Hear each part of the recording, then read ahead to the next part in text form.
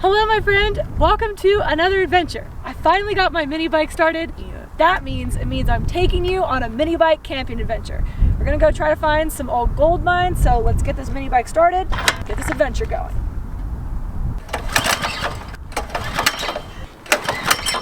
Well, I thought I got it to work.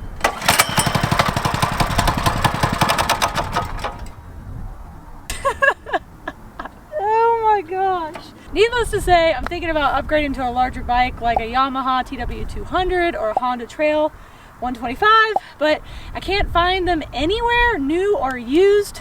Thought I had it going, but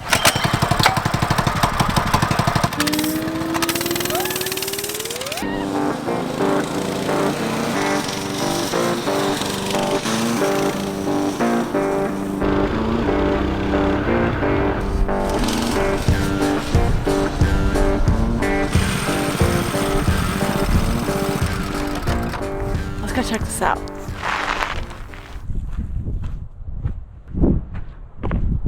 Let's see, what does this sign say? Loose rock, bad air, cave-ins, rattlesnakes, old explosives, rotten timber, falling. Yeah, those are all my favorite things. Oh.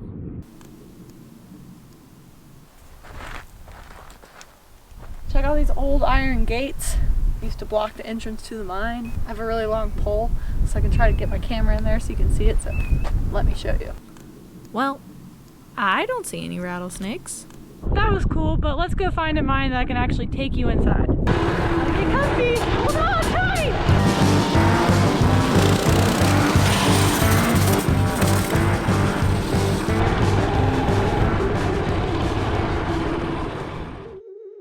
I came across an old chute, which I assumed was part of a small mining operation at one time. Near it was a creepy old building.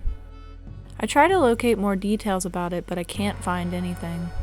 The outhouses in the back were the only things I could access safely, as well as an old sign that said Ferrari Club. There was a small access point that I strongly considered climbing into, but decided it was against my better judgment. Okay, moving on.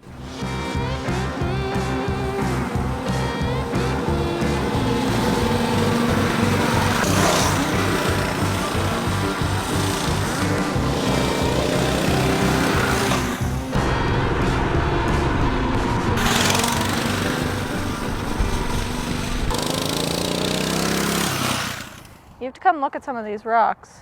They're actually prettier than some of the ones I found at the crystal mine. What caught my eye is all the purple. I don't have any geology background, so I don't feel confident in saying that it's amethyst. So if you have any geology background, let me know if there's any possibility this is amethyst. This one.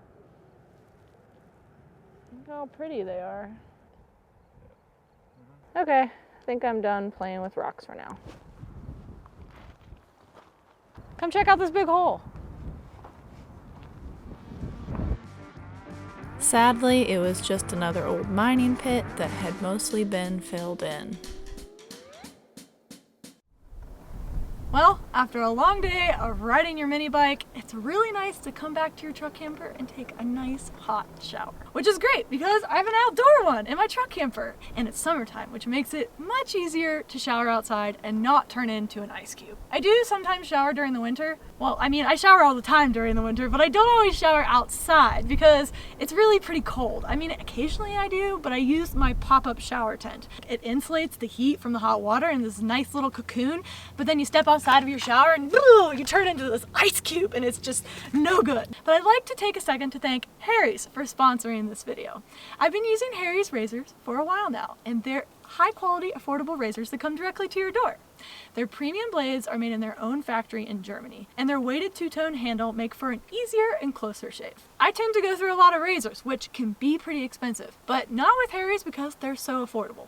And you get 5 premium blades, a flex hinge, and a precision trimmer. They have a money-back guarantee, which is awesome, and it comes directly to your door, so I really don't know how much easier it can get. If you're interested in trying Harry's, you should check out their starter set.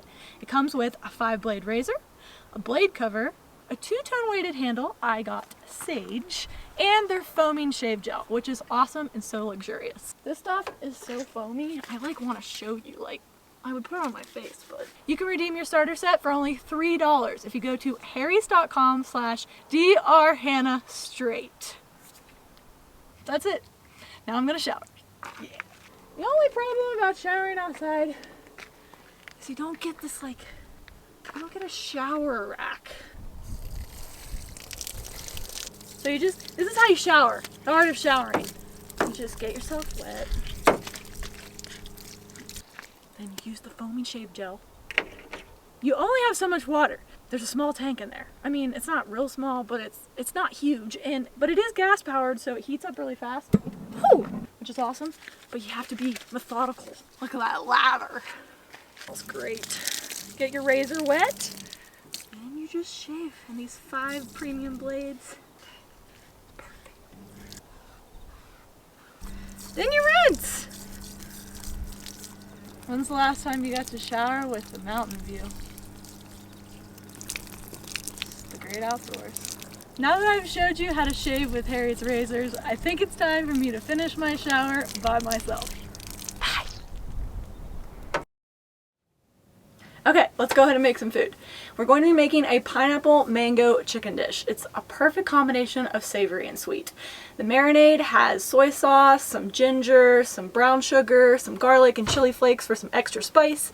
And then there's a nice fresh sweet salsa on top with fresh mango, pineapple, and some cilantro and a little bit of jalapeno because, you know, I can't have a dish without some spice. So let's go ahead and get started. I can't wait to show you. First, we're going to go ahead and chop everything up. Get the lime. We're going to do the jalapenos. Don't want all these seeds. I like to keep some of the seeds for the heat. The cilantro chopped. I like lots of cilantro. Ginger. Good old shallot. I think the longest part of this recipe is actually all the chopping. I already chopped up my pineapple, as you can see. I have this awesome pineapple core that makes chopping pineapples really nice and easy. These mangoes are not nearly as ripe as the ones that I saw and had in Costa Rica. Unfortunately, I can't fly in mangoes when you need them. We're gonna have to make do with what we got. I am butchering this mango, huh? Avocado could be riper, but you know, beggars can't be choosers. Okay, 1/3 cup low sodium soy sauce. And I reserved my pineapple juice from the pineapple. 1/3 cup pineapple juice. We're going to be using some light brown sugar, 2 tablespoons. So that's 1, 2. Heinz, the best ketchup there is. Good old Pittsburgh, Pennsylvania. Then 2 tablespoons of ketchup, some chili flakes.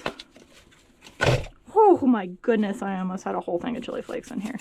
A whole shallot. So this was the whole shallot. We're going to go ahead, put an entire shallot chopped up. Tablespoon of ginger. Garlic. I'll put a decent amount of garlic. So I'm gonna whisk this.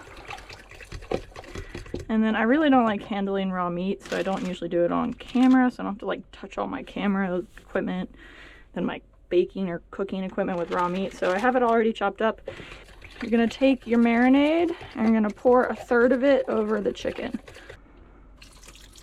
That's probably good, not a whole lot. And then just gonna let that sit in there. I'm gonna set this off to the side. We're gonna let this chicken sit for a couple minutes. Okay, we're gonna chop up shallot for the salsa. Okay, so for the salsa, we want 2 cups of pineapple. So I'm just going to put all of this pineapple in. Some shallots, some mango, the entire jalapeno, and then the avocado.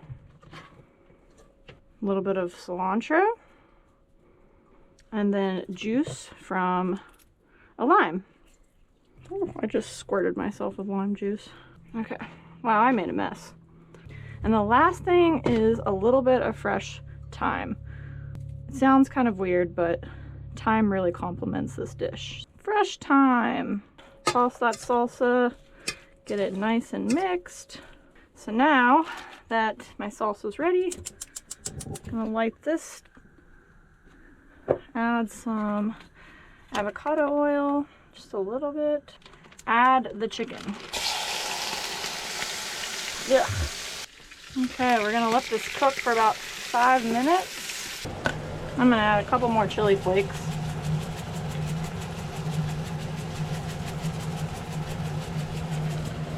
Okay, maybe that's a little bit more than a couple. I just cut the core out of the pineapple while the chicken cooks. I'm gonna use this to hold my dinner. I think it's gonna be a little too high. Let's cut it down a little bit. It's kind of deep. 2 inches down. And then just across like that. It's gonna be my dish. Once the sauce is thickened up and boiled down, go ahead and turn off your heat and add some cilantro to the mix. This dish reheats really well for leftovers, and I love that it's really simple and easy to make. The sweet fruit and ripe avocado really balance the heat from the chili flakes, ginger, and garlic. Let me know if you'd give this recipe a shot because it's one of my personal favorites. Ready for the moment of truth? Like 10 out of 10. Good food makes life so much better. If you have any great recipes, send them my way. Welcome to the Wild Wild West. As you can see behind me, this was actually an old mining operation if you look at the size of the canyon. In a second, I'm going to take you inside one of the most profitable gold mines in the country. I can't wait to show you. First though, this is the honey pot, a 2-seater outhouse for the miners. I thought you'd like to know. This mine was established back in the early 1860s and ended up producing over $17 million worth of gold and silver. I followed the tunnel back 400 feet to a stope built with square-set timbering, a technique that revolutionized the way mines were constructed. The mine shaft was drilled down over 2,000 feet, and the miners here worked around the clock, battling intense heat, flooding, and terrible air quality. But they were some of the best paid miners at $4 a day when most other miners only made 75 cents. They used pneumatic drills that they nicknamed Widowmakers that created so much dust that it became a huge breathing concern with large amounts of silicate in the air. Miners worked by candlelight and used rats to gauge impending threat of fire, poisonous gas, or earthquakes. Many miners were lost in the mine. They say it's haunted by their spirits.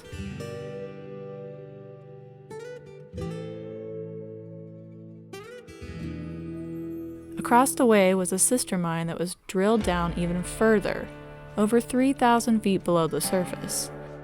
More money was poured into this mine in hopes of striking it rich.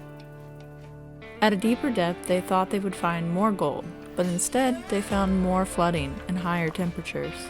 The pumps they built to mitigate flooding pumped over 5 million gallons a day, but they found substantially less gold and silver here and ultimately closed the mine due to costs. Most of the tunnels are flooded to this day. 3,000 feet down and it wasn't even profitable.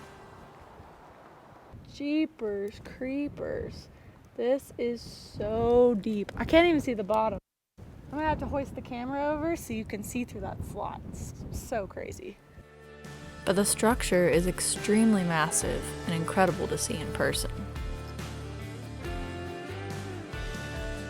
These places really make you realize how far our quality of life and work has come, even in just 160 years. Thanks for joining, my friend. Much love.